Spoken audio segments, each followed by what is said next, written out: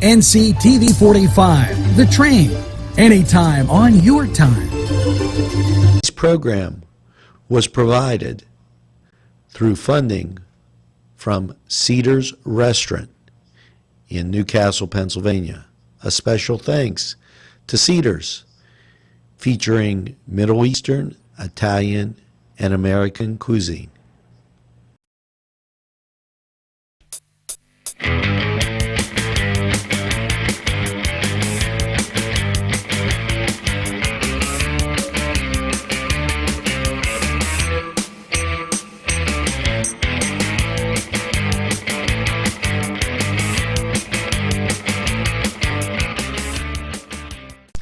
Welcome back to the Cedars Sports Corner, everybody. I'm Alex Laverson, and with me, as always, is our producer, Mr. Angelo Parada.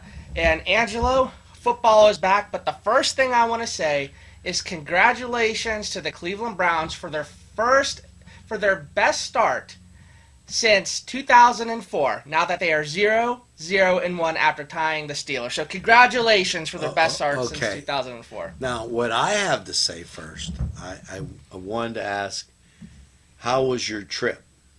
My trip where? Well, the Little Sisters of the Poor made him go on a novena because the Fighting Irish are 2-0, and there was some doubt and some unsuredness. And now, as I've said with all my prognostications before, folks, my man is wearing a Browns shirt. Well, no, first Truly of all, a Cleveland fan. I just wanted to say it. No. Mike, you can print what you want on the front, but it's orange and brown. It could say Texas. They draft their last quarterback, drafted from Texas. I'm not touching it. No, it's listen, exactly right. This is a Texas Longhorn shirt, and it's actually just a shirt. I just woke up late this morning for work, so I just put on whatever. You know what I mean? I actually have no affiliation with the Longhorns. You know, I'm a Steeler fan. You know, now looking at it, I probably should have been more attentive to what I was wearing to the show today. Because you knew I was going to pick on you. Yeah, that's fine. But okay. Listen, the saddest thing, though, I feel like, is how excited Browns fans are that they tied the Steelers and discontinued their losing streak. Technically, yeah. But the fact that the Browns fans are just happy that they're tying the Steelers shows how terrible things have been for Cleveland Browns fans and that organization for so long. And there are positives, though, for the Steelers. Now, I'm going back to, there's positives for the Steelers, and who said the Browns would have 8 wins? That was you.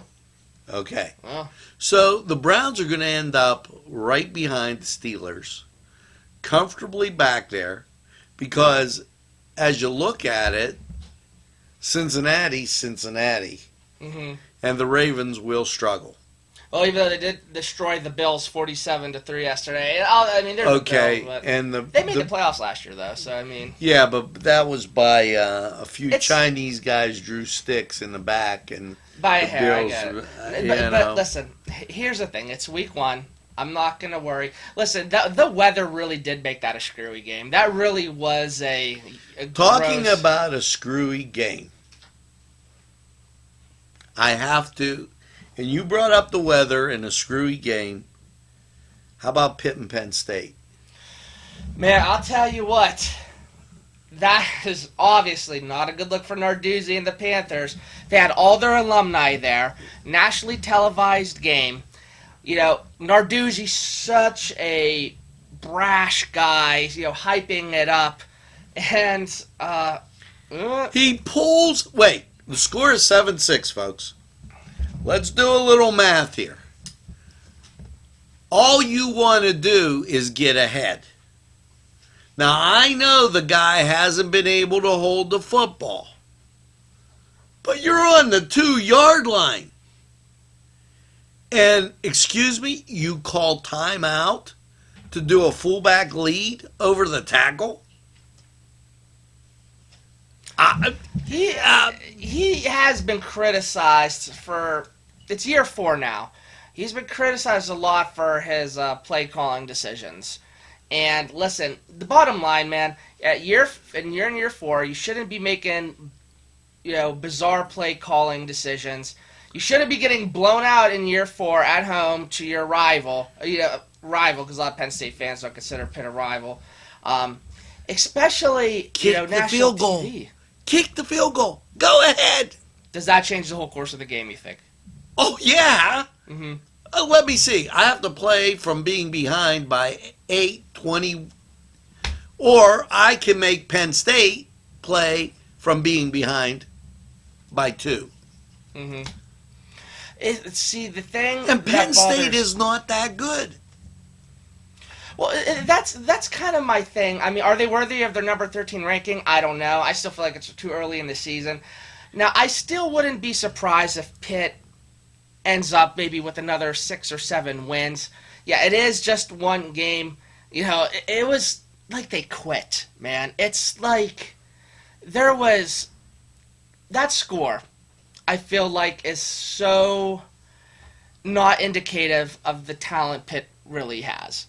And I'm not saying they're better than Penn State, because I believe they're not. But at this point, man, year 4, you're Pat Narduzzi. Is Pat Narduzzi on the hot seat now? I don't know, maybe.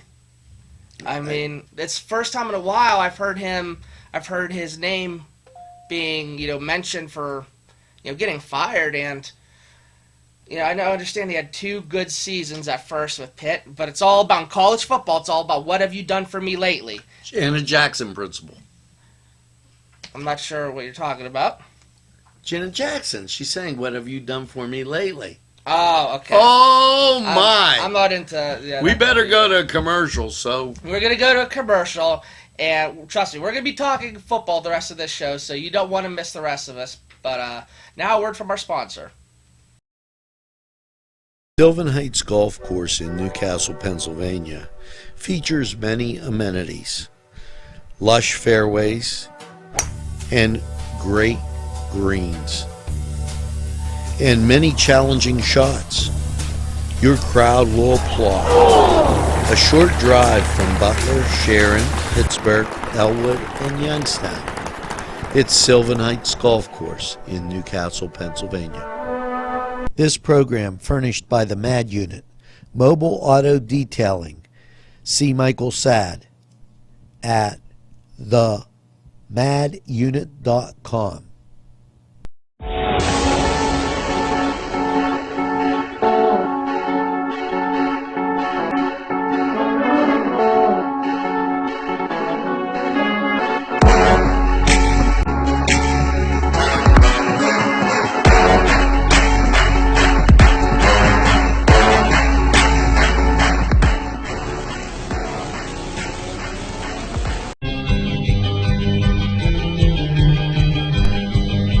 Elham's for one great dining experience. Welcome back to the Cedars Sports Corner, everybody.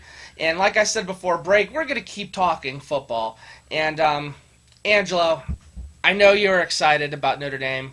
Here come the Irish. And I'm very not optimistic about Pitt. I'm sure Penn State fans are a little more optimistic than after their first week when they almost lost to Appalachian State.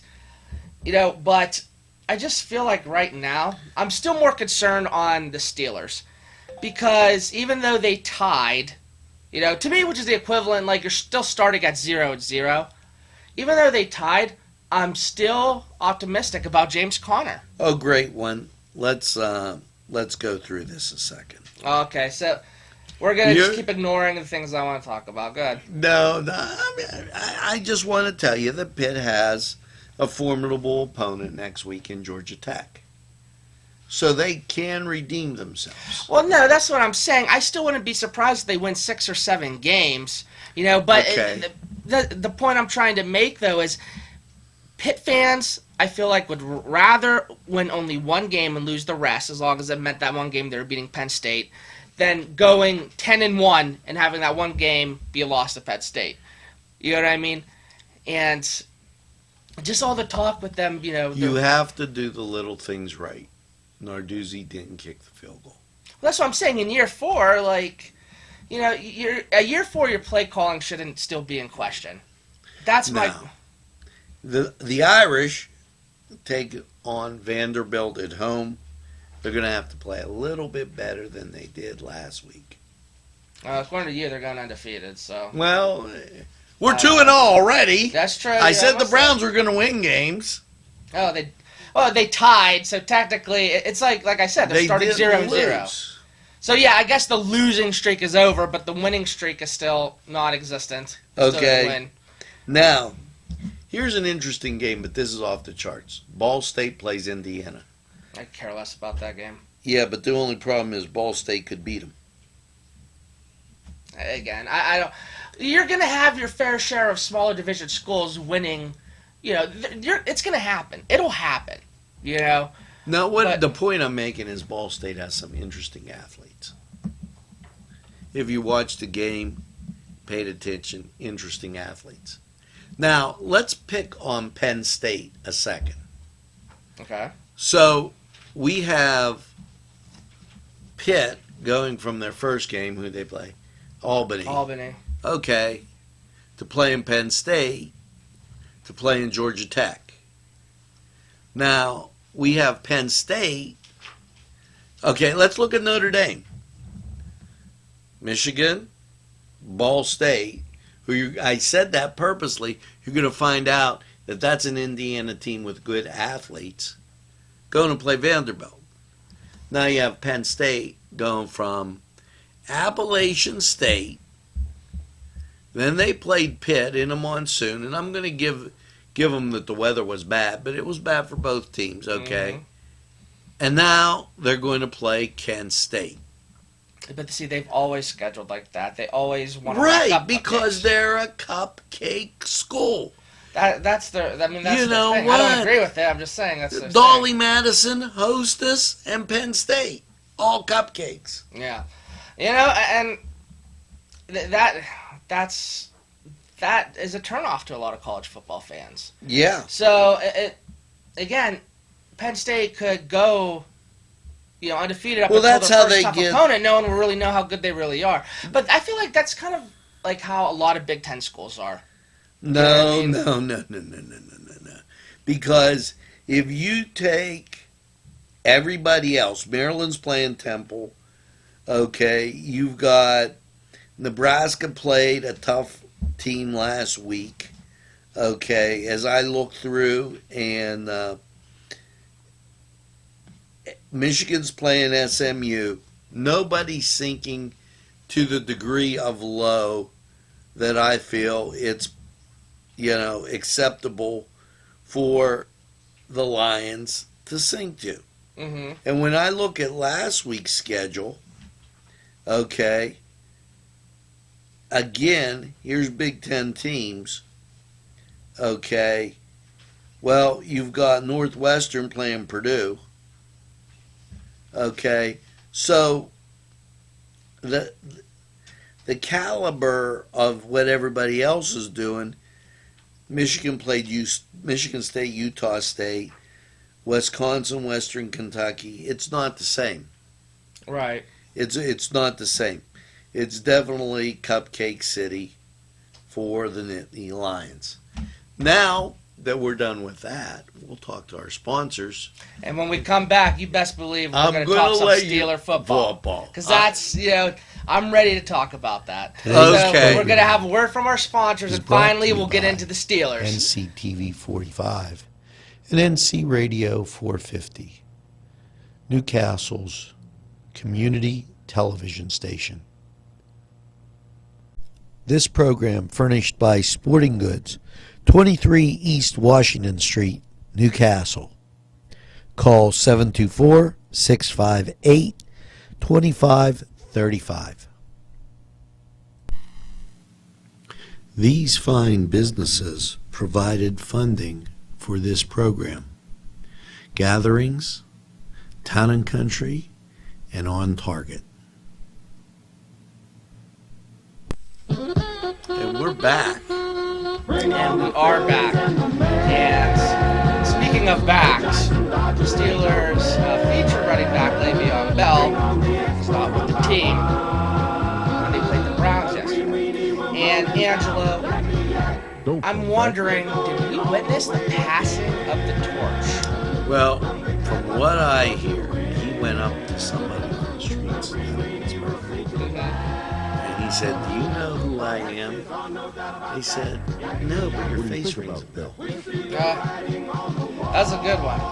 Well, as far as ringing a bell, I think Le'Veon Bell. I mean, if you're Le'Veon Bell, you can't be happy with what you missed yesterday. You watched your replacement not miss a beat for his team. I mean, he had 135 rushing yards and 2 touchdowns. In 31 attempts, so that's 4.4 yards a carry. And for fantasy owners, that's 34.2 points. And Angelo, honestly, I don't know if I want Le'Veon Bell back. Do you want someone back on your team whose heart isn't there? I mean, look, I understand it's a business, and if those are his convictions, but how long is this going to last? I think he's hurting himself long term. And Angelo, at this point, I just don't really care. Martavis Bryant, off of the Raiders, suspended, substance abuse, got rid of him. Let's get rid of another, knucklehead, Le'Veon Bell. Honestly, a lot of people think when Le'Veon Bell signs a tender, they should trade him right away. I'm okay with that. The Steelers have talent. Ben, I know Ben didn't look that good yesterday, but, he usually starts slow in the season. But I would reduce his salary to NFL minimums. Mm-hmm. I don't know how legal that is. I don't think they can just do that. But why the heck not? He didn't show up. If I don't show up for work, I get fired. Well, he's concerned, I think, about guaranteed money now compared to, what's going on in the future. But he's screwing himself over for the future. And that's what I'm trying to say. Who's going to want him if he's not doing things like, if he's always holding out and always causing a fuss, not showing up to work, who's going to want him? Nobody. That's the point I'm trying to make. Look, he's a talent. He's obviously a talent. But the Steelers might be better off without him. I mean, you have their linemen taking shots with him to the press. I just feel like he's not needed at this point. Now, is one game big enough sample size for James Conner? I don't know. But it looks promising. They have talent at the wideout position. Ben is going to bounce back. That's just a Ben thing. When he's off, he seems to be really off. And then he'll get on. The Steelers are coming home next week. Play the Chiefs. Okay. It looks like a good run because it's Chiefs, Buccaneers, who can't play home or away, and then they take on the Ravens. And they're home with the Ravens. Well, what does scare me is the Buccaneers, they put up 48 points yesterday. So I worry how the Steelers' defense would struggle if they would struggle against... now, the Buccaneers played who? The Saints. Okay, and there's a reason the Saints didn't go marching in. The Steelers' defense will march into the backfield and create a couple sacks. Well, that's the thing with the Steelers' defense, though. They're, it's just a consistency thing. Like, sometimes I feel like they could give up, 45 points, so many receiving yards, and other times, they can lock them down. And the potential is there for the Buccaneers to explode on offense. That's what I'm saying. You don't know. I'm not saying the Steelers are going to let that happen, but a lot of people were pretty happy with the way the defense played yesterday up until the very end. I don't know. Did you see the Artie Burns situation where him and Jarvis Landry got in that scuffle and he threw off his helmet and they called 2 penalties. I think one was unnecessary roughness on Burns, and it was another one. I can't remember what the technicality was, but it turned into a 30-yard penalty. Those are the kind of mistakes that really upset me. You know what I mean? You don't see mistakes like that happen, on well-coached teams. Whether it's the Patriots or whoever. The Steelers just need to, dot some I's and cross their T's and get rid of all that, all that baloney and stupidness. Yeah, I feel like the Steelers are their own worst enemy. If the Steelers can just kind of tie it together, get their heads on straight, I don't think we have a problem. I think they come out of the AFC. I really do. You know what I mean? And this is, I remember in the Cowher days, the Bill Cowher days, you think the Cowher and his staff would put up with, whether it's FaceTiming in a locker room or, tweets, tweets that cause So you're controversy. saying basically the head coach has to take some responsibility or get on with his life's work. I think Tomlin. It's like a lot of people think Tomlin is above criticism. I don't think Tomlin should be fired, but it's like I think it starts at the top. Like I really do. Remember when James Harrison went on ESPN and he said the cultures of the Patriots and Steelers were different, saying that Mike Tomlin was not a disciplinarian. He was too loose with his team. He's a players coach. He lets players kind of, run the show. I think he's probably right about that. I don't think Tomlin should be fired. I think it needs to be addressed. You know what I mean? Well, it's not a first-year coach here. That's what I'm saying. You know what I mean? I think you give him a warning.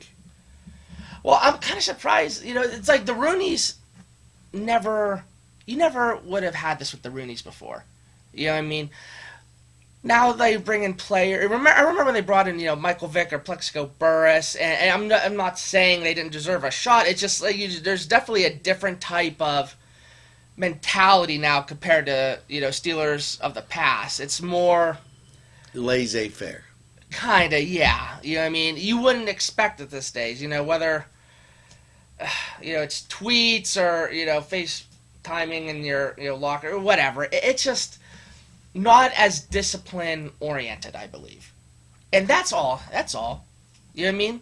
Well, you send the message. Yeah, that's the thing. How do you send a message? Because I know it's hard to fire a 13-3 coach, and I don't think you should fire a 13-3 coach. But it needs to stop. If the Steelers want to compete for a Super Bowl, while Big Ben still has a handful of years left with the talent he has around him, that needs to be addressed. And it needs to be addressed now. And that's all I really got to say. There you go. Boom. But I think that's basically all we have for the show today. Angelo, do you want to add anything? Too little, too late.